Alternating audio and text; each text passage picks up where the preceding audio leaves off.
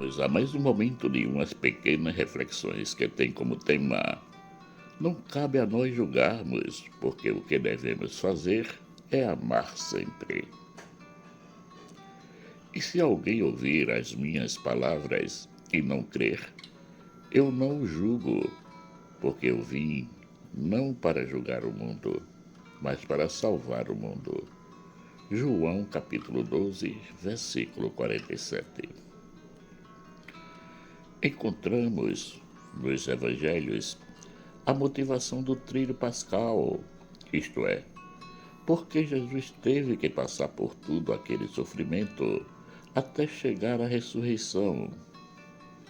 Porque Deus amou o mundo de tal maneira que deu seu Filho unigênito, para que todo aquele que nele crê não pereça, mas tenha a vida eterna. João capítulo 3, versículo 16. Jesus não sofreu, nem morreu, e muito menos ressuscitou em vão. Tudo o que ele viveu durante o tríduo pascal teve um porquê bem preciso: nos dar a vida eterna. Todo o sofrimento de Cristo teve um preço e muito alto: a sua própria vida. Jesus não é o Senhor da morte, mas o Senhor da vida, porque nele vivemos e nos movemos e existimos. Atos capítulo 17, versículo 28. Jesus não é só o caminho, a verdade e a vida, mas é também a luz. Eu sou a luz do mundo. Quem me segue não andará em trevas, mas terá a luz da vida. João capítulo 8, versículo 12. Só que tem um porém. Ele mesmo constatou que a humanidade fez a sua escolha, preferindo as trevas à luz. Que a luz veio ao mundo e os homens amaram mais as trevas do que a luz, porque as suas obras eram mais. João capítulo 3, versículo 19. Porque as suas obras eram mais. Que afirmação triste! O homem, com seu egoísmo, a sua prepotência, a sua vaidade e o seu orgulho, não se abriu ao novo, não deixou-se iluminar pela luz que lhe purificaria o coração, a mente e todo o seu ser. Não, ele preferiu continuar gozando das suas facilidades, do seu bem-estar, da sua famosa zona de conforto. Quem procura viver a verdade vai ao encontro da luz, pois as suas ações são feitas diante de Deus e não dos homens. O importante de tudo isso é que a verdade de Deus não é algo que devemos aprender, mas é algo que devemos realizar sempre, procurando vivê-las cotidianamente. O maior testemunho que podemos dar em Cristo não são aqueles que aprendemos durante a catequese. Eles têm o seu valor, mas é como nos comportamos, como procuramos viver os seus ensinamentos, a sua palavra, como nos lançamos em amar a Deus e aos irmãos.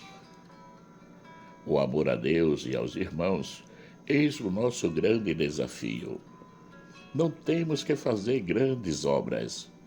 Basta nos lançarmos no amor concreto a Deus e aos irmãos. Tão simples assim, não é? Até que seria se não fôssemos presos às nossas mazelas e picuinhas que nos impedem de sairmos de nós mesmos para irmos ao encontro dos irmãos.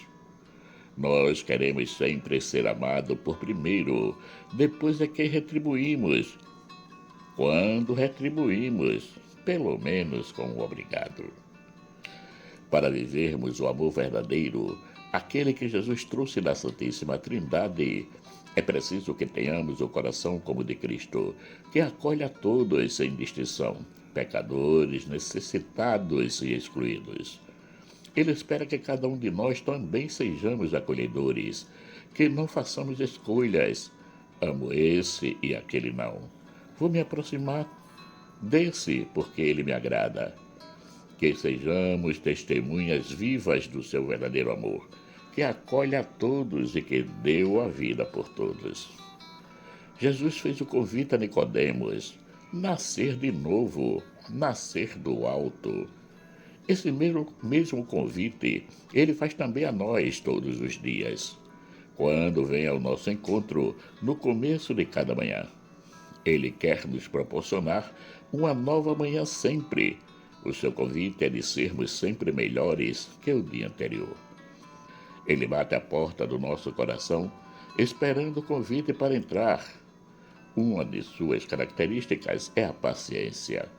Para ele não é problema ficar esperando o nosso sim, a nossa conversão ao seu amor. E quando isso acontece, ele alegremente faz do nosso coração a sua morada. Deus é fiel e mantém a sua oferta de amor, mesmo quando nós não a correspondemos, porque o que lhe importa é a nossa salvação. Porque isso é bom e agradável diante de Deus, nosso Salvador, que quer que todos os homens se salvem e venham ao conhecimento da verdade. 1 Timóteo, capítulo 2, versículos 3 e 4. A Jesus não interessa outra coisa a não ser a nossa salvação. O ato de julgar, ele deixa para o Pai. Inclusive, ele diz que se chegar a julgar alguém, o faz junto com o Pai. Vocês julgam por padrões humanos, eu não julgo ninguém. Mesmo que eu julgue, as minhas decisões são verdadeiras, porque não estou sozinho, eu estou com o Pai que me enviou. João capítulo 8, versículos 15 e 16. Por isso que ele disse que não veio mudar nada, mas fazer cumprir e renovar tudo. Não penseis que vim revogar a lei ou os profetas. Não vim revogar, mas cumprir. Mateus capítulo 5, versículo 17. E eis que faço nova todas as coisas. Apocalipse capítulo 21, versículo 5. Portanto, Cristo é a motivação maior da nossa fé. Quem nele crer não é condenado, mas quem não crer já está condenado, porque não crê no nome do Filho único de Deus. João capítulo 3, versículo 18. Acreditar no Cristo ressuscitado é a nossa salvação, negá-lo é a nossa condenação. E essa condenação não é Deus que nos dá, mas somos nós mesmos que nos damos porque a negamos na sua essência em Cristo. É importante dizer que a fé que nos salva é o grande ato de amor que Deus já teve por toda a humanidade. Porque só assim é que Ele poderia nos dar a vida eterna, fazendo com que o seu Filho unigênito se glorificasse, vencendo a morte na sua plenitude. Cristo é vida, é a expressão perfeita do grande amor de Deus para com todos nós, homens e mulheres, brancos, pardos e negros, pobres e ricos, intelectuais e analfabetos, por fim, por toda a humanidade. Com esse grande ato de amor, Deus nos coloca no mesmo patamar de Jesus, se quisermos ser seus verdadeiros seguidores. A nós, Deus só quer uma coisa, que amemos, e isto basta. Nada de ficarmos julgando os irmãos quanto às suas condutas. Isso não cabe a nós, só nos cabe apenas amarmos os irmãos e lhe orientar quanto ao caminho do bem e do mal. Somos responsáveis pela vida dos nossos irmãos. Qualquer, pois, que violar um desses mandamentos, por menor que seja, e assim ensinar os homens, será chamado menor no reino dos céus. Aquele, porém, que os cumprir e ensinar, será chamado grande no reino dos céus. Mateus capítulo 5, versículo 19. Logo, não cabe a nós ficarmos julgando se o irmão está certo ou está errado, se está salvo ou condenado, porque se fizermos isso, seremos réus dos nossos próprios atos. Não julgueis para que não sejais julgados, porque com o juízo com que julgardes sereis julgados, e com a medida com que tiverdes medido vos hão de medir a vós. Mateus capítulo 7, versículos 1 e 2. A lei da reciprocidade é válida em todos os sentidos. Se julgamos e medimos, seremos julgados e medidos. Se amamos, seremos amados. A escolha é nossa, somos nós responsáveis pelos nossos atos e escolhas. Se preferimos viver nas trevas ou na luz.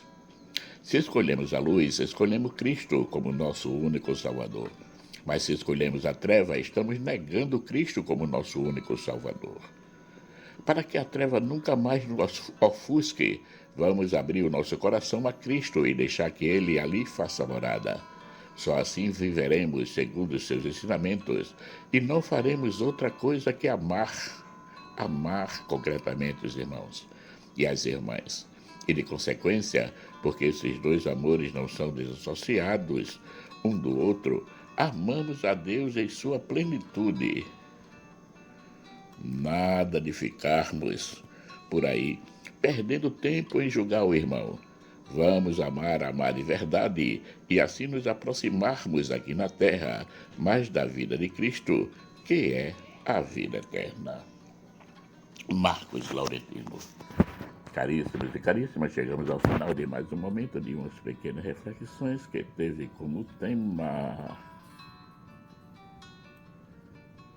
não cabe a nós julgarmos, porque o que devemos fazer é amar sempre.